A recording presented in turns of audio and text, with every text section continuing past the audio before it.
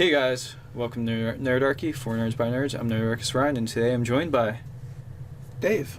I'm dead.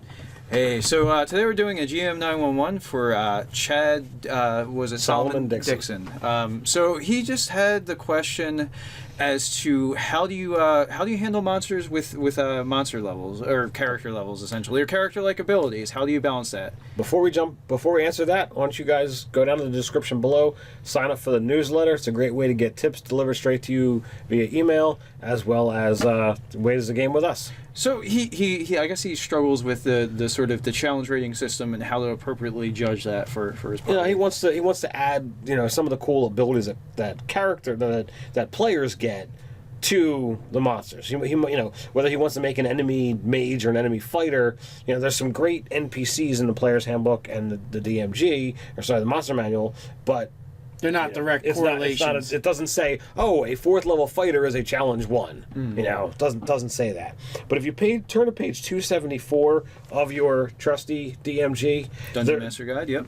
There is the monster statistics by challenge rating, and it gives you an entire chart where you can average things out.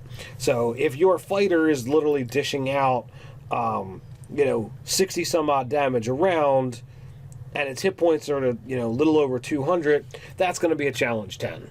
Now a wizard who has a variety of different spells, well, you technically should have to average all of that out to figure out where that's going to be. It's going to be a lot of reverse engineering, because you're going to basically make the NPCs, and this part is a little tricky because you're going to make the NPC, you kind of have to put him at the level you want him. And then you're going to have to go, okay, well, what's his armor class look like? Basically, you kind of plot what on this chart, what is true for him, and kind of maybe want to take the average to that. And then if you have some other abilities that don't quite fall into that, maybe you go up a CR or 2. Because, like, oh, it's got these couple of really cool abilities that are, like, gotcha abilities or whatever. You know, like the rogues, if they have a sneak attack ability or whatever, and they have allies, they make sure that they do get that sneak attack. Right. Well, then, like, all right, they're going to sometimes deal substantially more damage, an attack per round. So maybe that puts them in a CR higher or 2. But, looking at this, a first level character, is going to fall, into a under a challenge 1. Just looking at the hit point pool versus the damage pool, and you're gonna flex on that because 35 hit points is only an eighth of a challenge rating, but here it's only doing 2 to 3 damage. Well, if you've got any character class, they're going to be doing more damage than that because they possibly are going to be having higher stats than that, let alone the actual weapon die. They're going to do more damage. They probably might have a better armor class. Their attack bonus is higher. So you're going to have to, So your CR 8th actually maybe goes to a quarter CR or maybe a half, depending on what it is. So you have to finagle that. So there's going to be some challenges to figure that out. Some more art than science of making these characters, these villains. I would say that, if you're looking heavily at I want to make an XP pool, make sure that I challenge them enough, but not, overpower them. This is what you're going to have to finagle with. The way Dave and I do stuff, we wing it. I don't care about any of these numbers. I make sure, okay, well, the party's, at this point in time, 7th level. So, well, I could throw something that's got a level or 2 higher of spells over them and still not be a problem. It's it's when you double those levels that's when you seriously start getting into TPK territory. Just because you totally can just annihilate them with one really well placed spell.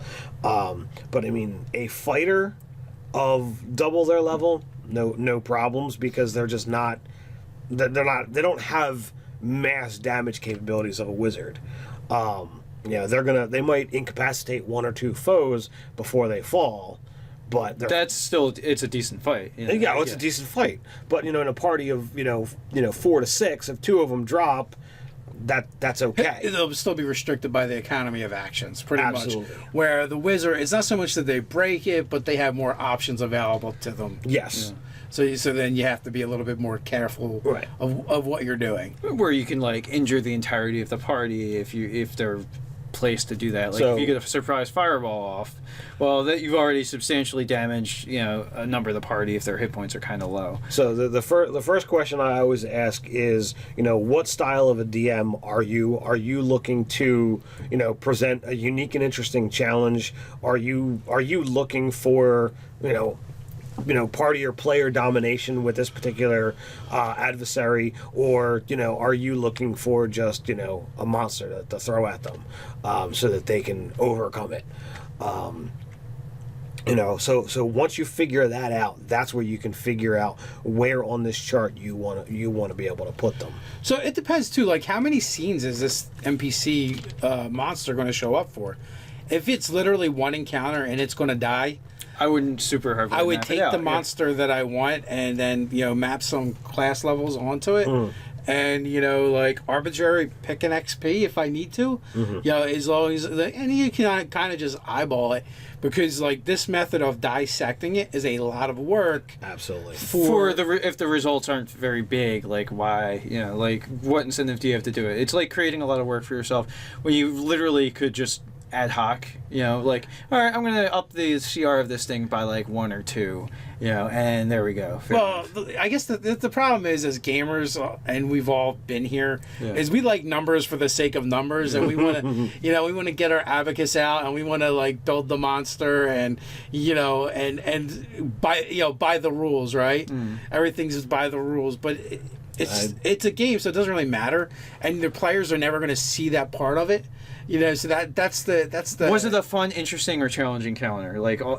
Yeah. If all those things are true, then your players are just going to have had a good time, and it kind of doesn't really matter a whole lot. So, And like, what if it ends up being a lame duck encounter? And it happens, right?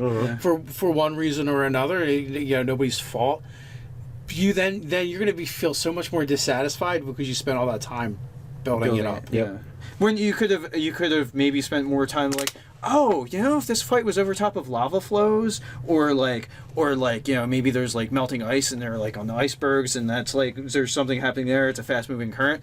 So if you spent more time actually designing like the environment around the encounter, it makes the encounter that much more fun and interesting versus worrying about, is this worth this hundreds amount of XP versus this other amount? Yeah, or even like the story elements that are going to be revealed during the combat or during the encounter. Like there's just more interesting ways to spend your time than number crunching. Like the tribe of hobgoblins is taking hostages and using them as human shields. That's way more interesting than this thing you statted out and worried about. Like you gave him barbarian levels and made sure you knew precisely how much XP he was worth. Well, yeah, because the players aren't going to care about the catalog of abilities it had. Yeah. It's going to care when you describe him, charging down on you, bearing down on you, frothing at the mouth, saliva flying everywhere.